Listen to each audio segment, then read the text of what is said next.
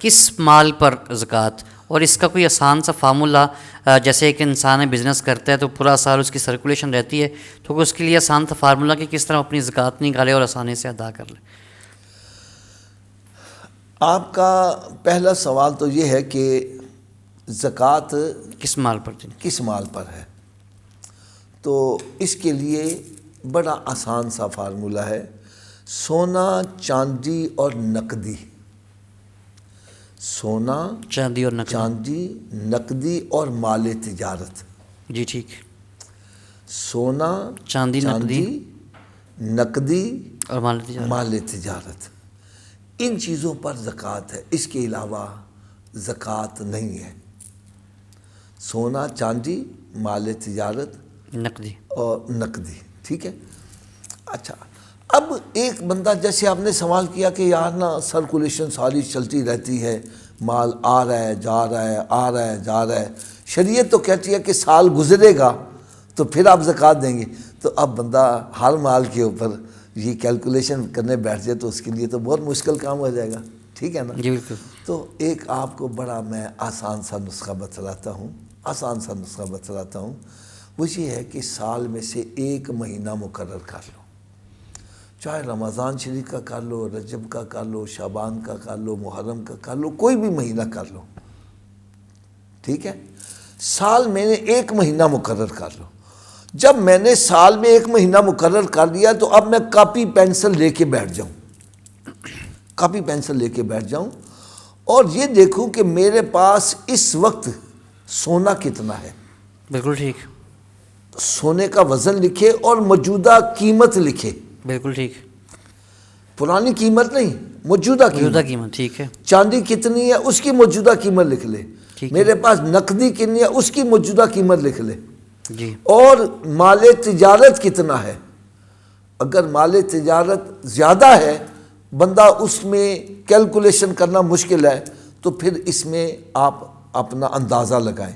مثلا آپ کا اندازہ ہے کہ بھائی میرے پاس 10 لاکھ کا ہوگا، تو اب 10 کے 11 لگا لو، اچھا کہ اضافہ ہو اس میں، تاکہ زیادہ دی جائے کم نہ ہو، کیونکہ زکوٰۃ آپ کے اوپر اگر 100 روپیہ فرض ہے تو آپ 90 روپے دو گے، آپ کی زکوٰۃ قبول نہیں ہوگی، بالکل ایسے ہی، ٹھیک ہے نا؟ تو زیادہ چلے جائے گا تو وہ خیرات میں آ جائے گا، جو ایکسٹرا ہے تو زیادہ دینے میں فائدہ ہے۔ تو آپ نے سونا، چاندی، نقدی اور مال تجارت، اس کے علاوہ جو آپ نے لوگوں سے قرض لینا ہے وہ بھی لکھو۔ بالکل ٹھیک، بالکل ٹھیک۔ قرض لینا ہے وہ بھی لکھو۔ آپ نے کمیٹی ڈالی ہوئی ہے، آپ کی 10 کمیٹیاں جا چکی ہیں، ابھی کمیٹی ملی نہیں، وہ بھی آپ کے پاس ڈپازٹ ہے، صحیح، وہ بھی لکھو، وہی، اور ان سب کو جمع کر لو۔ سونا کتنی قیمت کا ہے، چاندی، نقدی، مال تجارت اور لوگوں سے جو قرض لینا ہے وہ سارا جمع کر لو، اور پھر دیکھو میں نے لوگوں کا قرضہ دینا کتنا ہے۔ اگر یہ بنا ہے 50 لاکھ تو آپ نے 50 لاکھ لوگوں کا قرضہ بھی دینا، آپ پر زکوٰۃ ہے ہی نہیں۔ کیسا پیارا نظام دیا ہے، کیا زبردست۔ اور اگر آپ نے 40 لاکھ لوگوں کا قرضہ دینا ہے تو 50 میں سے 40 نکال دو، باقی 10 لاکھ بچا، 10 لاکھ پر 2.5% کے حساب سے زکوٰۃ ادا کر دو۔ کیا بات ہے، زبردست۔ یہ ایک آسان سا طریقہ ہے کہ آپ کے پاس چاہے 1 گھنٹہ پہلے آیا ہے مال، اس کو بھی شامل کر لو۔ بالکل ٹھیک۔ سال گزرنے کا انتظار نہ کرو، جب آپ نے کیلکولیش کرنی ہے تو پھر جو آپ جس وقت حساب کرنے بیٹھے ہیں اس وقت کرنٹ جو پوزیشن آپ کے پاس ہے وہ ساری لکھ لو۔ بالکل ٹھیک۔ اور اگلے سال جب آپ زکوٰۃ دو گے تو پھر آپ کے پاس جتنا بھی مال ہوگا سال سے زیادہ کسی پر گزرا ہی نہیں ہوگا۔ بالکل صحیح۔ تو اس طرح آپ زکوٰۃ بھی ادا کر دو گے۔ اب آپ کی زکوٰۃ مثال کے طور پر بنتی ہے 50,000، تو آپ ایک دم بھی اکٹھے بھی 50,000 دے سکتے ہیں، اور اگر آپ سمجھتے ہیں میرے پاس اتنی استطاعت نہیں تو تھوڑی تھوڑی کر کے ہر مہینے آپ دینا شروع کر دیں۔ بہرحال زکوٰۃ فرض ہے، اس کو ادا کرنی پڑے گی، اور حدیث پاک میں یہ بھی آیا ہے کہ زکوٰۃ دینے سے بندہ سمجھتا ہے میرا مال کم ہو جائے گا، کم نہیں ہوتا۔ جیسے آپ کے پاس 10 بوریاں اناج ہے، گندم کی 10 بوریاں ہیں۔ اب اس کو جتنا مرضی سنبھال کے رکھو، یہ ضائع ہو سکتی ہیں، استعمال ہو سکتی ہیں، ان کو کیڑا لگ سکتا ہے۔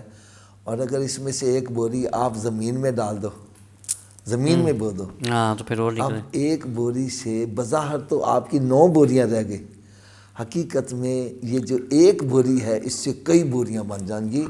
اور یہ جو زکوٰۃ دینا ہے یہ بظاہر یہ ہے زمین میں آپ نے بیج بو دیا ہے، اور اللہ تبارک و تعالیٰ کے راستے میں جو خرچ کرنا ہے اس کا انسان کو کتنا اجر ملتا ہے۔ قرآن مجید میں رب تعالیٰ نے ارشاد فرمایا مثل الذین ينفقون اموالهم فی سبیل اللہ کمثل حبۃ انبتت سبع سنابل فی کل سنبلۃ مئۃ حبۃ واللہ یضاعف لمن یشاء۔ فرمایا مثال اس کی جو اللہ کے راستے میں خرچ کیا جاتا ہے وہ ایک دانے کی ہے جس کو زمین میں بو دیا جائے، اس میں 7 بالیاں نکلے، ہر بالی میں ایک ایک سٹا لگے جس میں 100 دانہ ہو، ایک کے بدلے میں 700 گنا۔ پھر فرمایا واللہ یضاعف لمن یشاء، اللہ جس کو چاہتا ہے اس سے بھی بڑھا چڑھا کر دیتا ہے۔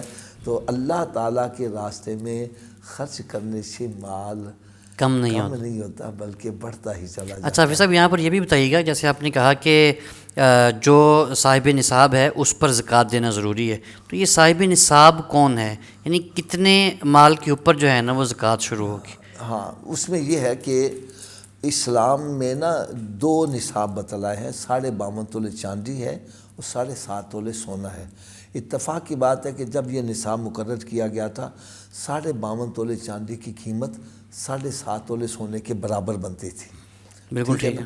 اب کسی جگہ سونے کا سکہ چلتا ہے، کسی جگہ کل چلتا تھا، کسی جگہ چاندی کا سکہ چلتا تھا، تو اس لیے دونوں نصاب مقرر کر دیے۔